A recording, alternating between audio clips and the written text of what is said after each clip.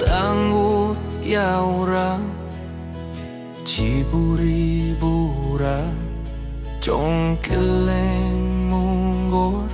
Hajan miang gaulor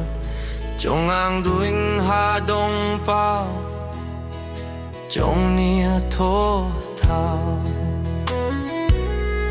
Konda diskur pilala Imeksam nanong Trong kenjata anggut Trong khuslay benyaw Wan trela am langka Pajerim bad niap sene O Wandi mynnat phaw kon Jong trei ni nang bon Kut exam la niera Wan nierap sasna Hinda porj ba Dong kampoy sa Jong ay bella Duk nang inyo amnat Hapsa tresma Yao king skurla sa phaw Ulay dam riang hao Thop hala mere riang Hat pas dam riang Hat talong bro sa phaw Masa minot ha Yao trei lang ha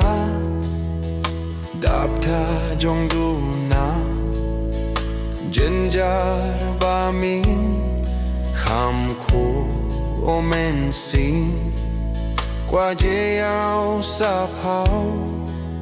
Ban jan jar nang yao Mu sa phaw jo padai Đạp sa ba trong khu slide Qua nhà lạc trên phong Sa khonam hin jong Habang haduli ba poi sa inji Pirkhat sakdaben yung sa bakli Trong am kyu sa dimut Jai no ni butter food Mu bayay sum bayay Jo son mo Jo padai Dabang di mendi kondu Namat mat niya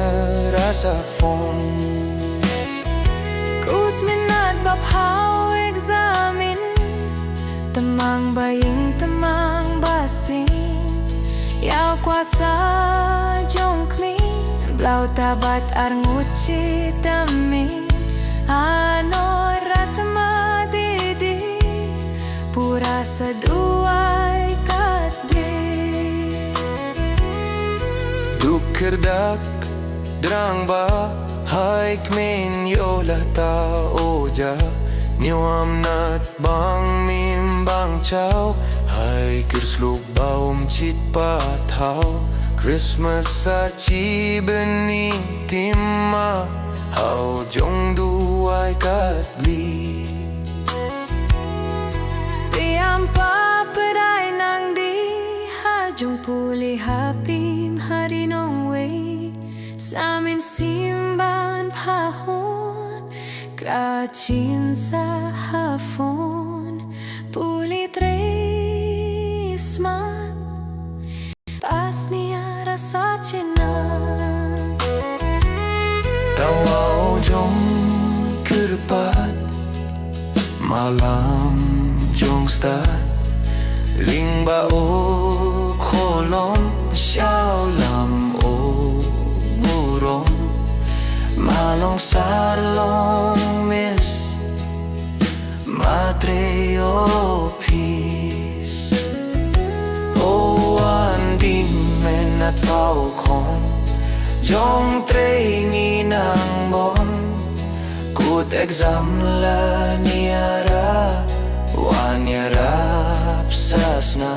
Hinda poj ba Dong kampoy sa Jong ay bala Dog nang ninyo amnat Hapsa tresmat